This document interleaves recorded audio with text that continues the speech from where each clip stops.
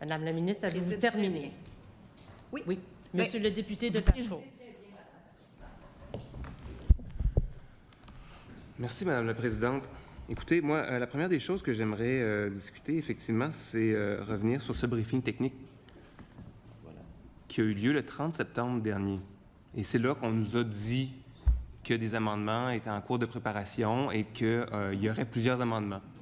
Puis on a demandé à ce que ces amendements-là soient déposés le 30 septembre. Donc, je ne vois pas pourquoi on parle d'un dépôt de projet de loi au mois de mai, puis dépôt des amendements avant que les gens... C'est à moi, c'est mon tour de parler. C'est pas logique. Je suis tout à fait d'accord avec vous. C'est pas logique de déposer ou de préparer des amendements avant même d'avoir entendu des groupes. C'est pas logique. Hein? Les amendements viennent des discussions qu'on a avec les groupes qu'on entend là-bas. Ils sont là pour ça. On aurait pu en inviter plus. On aurait peut-être eu plus d'amendements du côté du parti gouvernemental. Mais toujours est-il qu'il faut attendre de les avoir entendus, puis sur la base de cette réflexion-là, puis après avoir entendu le vote sur le principe aussi, que du côté gouvernemental, on dit, ben voilà, on va avoir d'autres amendements. Alors moi, au briefing technique du 30 septembre dernier, quand on nous dit il y a des amendements en préparation, on demande est-ce qu'on pourra avoir ces amendements-là pour pouvoir amorcer le travail, puis que ces amendements-là, on ne les voit pas, on en prend connaissance au fur et à mesure qu'on traverse les articles. Bien, on n'est pas dans ce qu'on nous avait laissé entendre. C'est-à-dire que ces articles-là, si on nous présente à l'avance qu'il y a des amendements qui sont en préparation, on peut s'attendre à ce qu'ils soient déposés assez rapidement après le 30 septembre, donc après les audiences. Je ne sais pas si c'est plus clair. Je pense que c'est ça que mon collègue, je ne veux pas lui mettre des mots dans la bouche, mais je pense que c'est ce qu'il voulait dire. On a des amendements qui auraient pu être envoyés après le 30 septembre. Est-ce que ça aurait pu être possible? Madame la ministre. Bien, je pense que quand il dit que c'est son collègue leader qui décide du programme, comme si on n'avait pas procédé assez vite sur mon projet de loi, c'est pas tout à fait à ça qu'il fait référence. Alors, je pense que c'est important de corriger le fait que le Parti libéral a demandé qu'on ne fasse pas le projet de loi 61 avant de faire le projet de loi 3 en même temps que le 61. Ça, je vais en parler après. Il y a une autre chose à dire là-dessus, mais sur les amendements, là... Mais je sais pas. Moi, j'étais pas là à ce briefing technique-là, fait que je sais pas même pas de quoi on parle depuis le début. Moi, là, c'est mon 10e projet de loi et je ne dépose pas mes amendements en bloc au début des projets de loi. Les collègues le savent, c'est le 3e qu'on fait ensemble, puis pour ceux qui étaient là au dernier mandat. Alors, les amendements, on les dépose quand on arrive à l'article. J'ai toujours travaillé comme ça, puis je vais continuer de travailler comme ça. Puis si, à un moment donné, dans le cadre de ce projet de loi-là, ça se pourrait qu'on arrive éventuellement à une proposition. Tu sais, j'ai un sujet particulier en tête, là, mais il va arriver plus loin.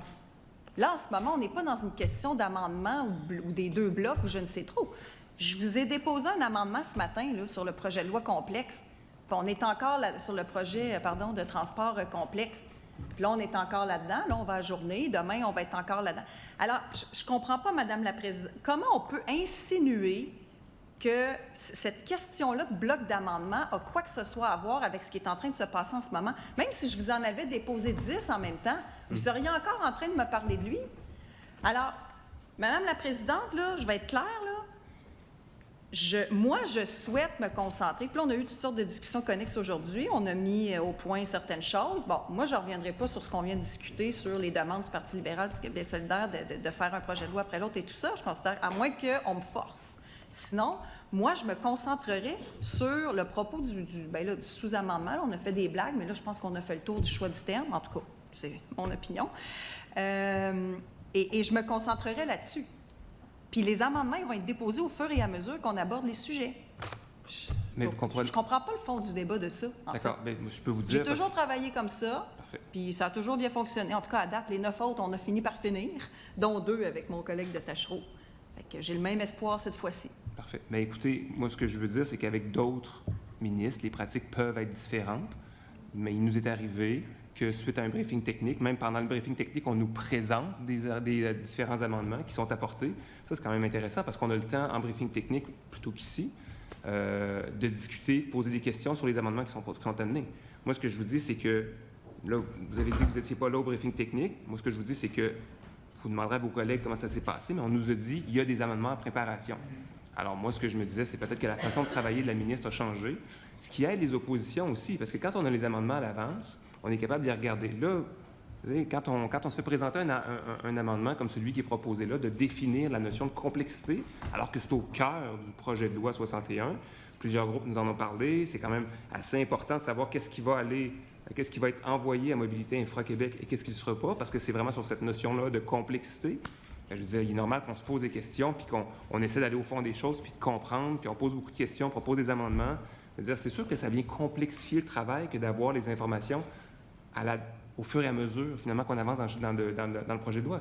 Si on les avait à l'avance, ça ouvre une porte à ce qu'on puisse se faire une tête à l'avant, même à la limite, ce qui s'est déjà fait par le passé avec d'autres ministres. On avait les amendements à l'avance, et je demandais des rencontres particulières avec la ministre pour bien comprendre son intention derrière cette proposition d'amendement-là. Je lui faisais moi-même des propositions, puis on arrivait séance tenante avec des propositions amendées suite à cette discussion-là qu'on avait eue en privé. Donc, il y a des gains de temps et d'efficacité à faire avec ce genre de pratique-là, je pense. Oui, bien, tu sais, je le dis, là, c'est ça, c'est le troisième projet de loi qu'on fait ensemble. Le député, il sait comment je fonctionne. Puis, quand je dis on dépose au fur et à mesure, après ça, on a beaucoup de discussions. Tu sais, là, on est au début, là, mais tu sais, à un moment donné, puis là, il y a 120 articles là-dedans. Souvent, on suspend, on discute autour de la table, je vais de l'autre côté, on s'arrange. À un moment donné, on le voit, les sujets qui sont importants pour les collègues, les choses auxquelles ils tiennent. Avec mes équipes, on écrit même des amendements pour les collègues des oppositions pour qu'eux puissent les déposer. Puis après ça, on fait la prise en considération de l'adoption finale au bleu. Et je le nomme. Les collègues ont déposé des amendements intéressants sur divers sujets. Moi, je travaille comme ça, là, tu sais, en tout cas, je travaille au mieux, puis je partage. Quand une bonne idée vient des oppositions, je suis tout à fait prête à les aider, qu'on l'adopte, ça fait du sens, on va trouver la meilleure façon, la meilleure formulation. C'est comme ça que je travaille, c'est très osmotique. Mais je ne vais pas déposer ici, en ce moment, tous mes amendements à l'avance, puis ça n'empêche pas qu'on peut travailler d'une manière tout à fait collégiale, et il le sait, puis tu sais, puis le collègue de l'Acadie qui en a fait tout un projet de loi avec nous, je pense pour en témoigner aussi. Donc, tu sais, puis il me semble aussi que ma précédente directrice de cabinet est allée déjeuner à un moment donné ou prendre un café avec mon collègue pour lui expliquer un peu le projet de loi pour, tu sais, puis c'était sur la sécurité routière ou c'était celui-là, je pense, c'était Mobilité Infra-Québec. En tout cas, plein de choses. Fait que, tu sais, on le fait aussi, là, je ne veux pas étaler notre vie privée professionnelle, mais, tu sais, je veux dire, il y a comme des échanges, dans le sens que, tu sais, bon, il a le droit d'aller prendre un café avec qui veut, mais sauf qu'il reste que, ben notre, en fait, moi, j'étais pas là, mais ce que je veux dire, c'est qu'on a tendu la main. Ce que je veux dire, c'est qu'on a tendu la main, on a fait une approche pour aller discuter de ça informellement. Donc, moi, je veux bien partager l'information, mais après ça, quand j'arrive en commission, puis que 2 fois de suite, je me fais étirer au maximum les motions préliminaires jusqu'à temps que la présidente, l'excellente présidente qui préside très bien, soit obligée de trancher. J'ai pas l'impression qu'on est dans le même mode collégial de vouloir travailler ensemble puis d'avancer ensemble. Je dirais ça comme ça.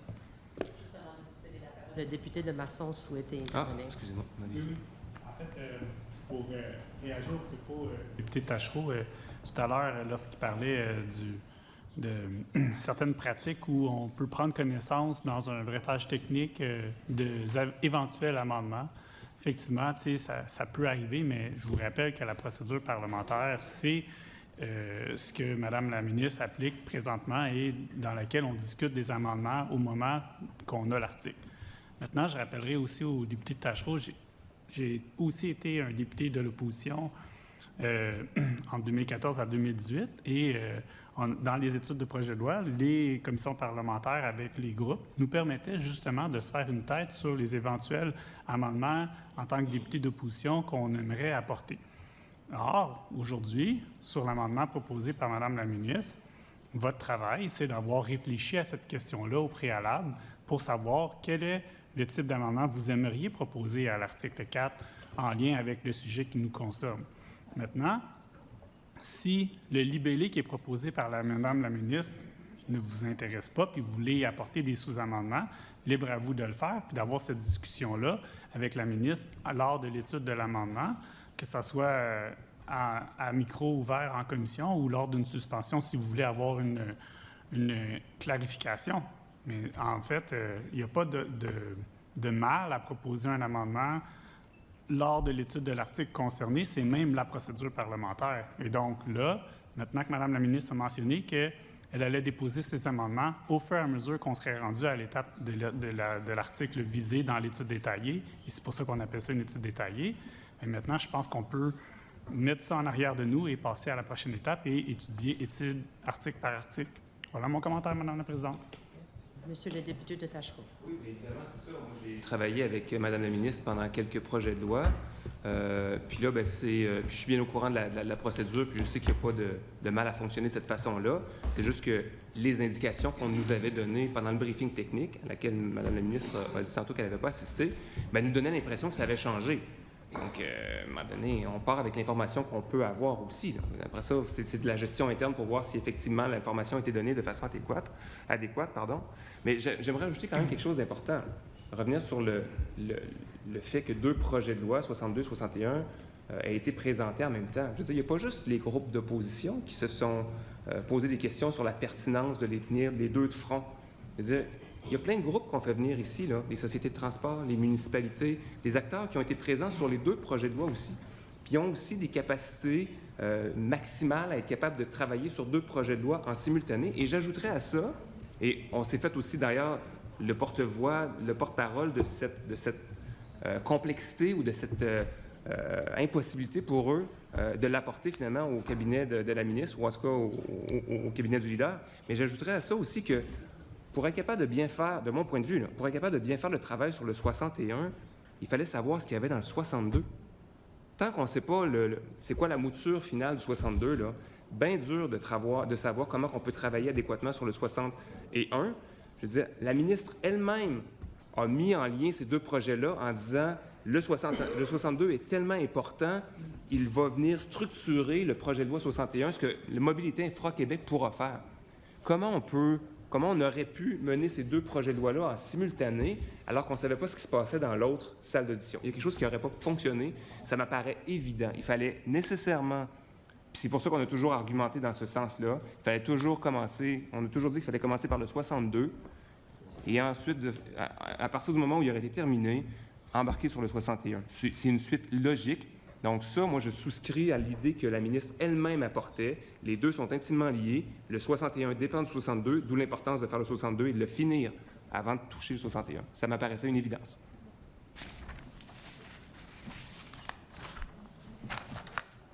Merci pour vos interventions. Je vous annonce et je vous remercie pour votre collaboration. C'était très intéressant d'écouter vos échanges aujourd'hui et compte tenu de l'heure, la Commission ajourne ses travaux. Merci.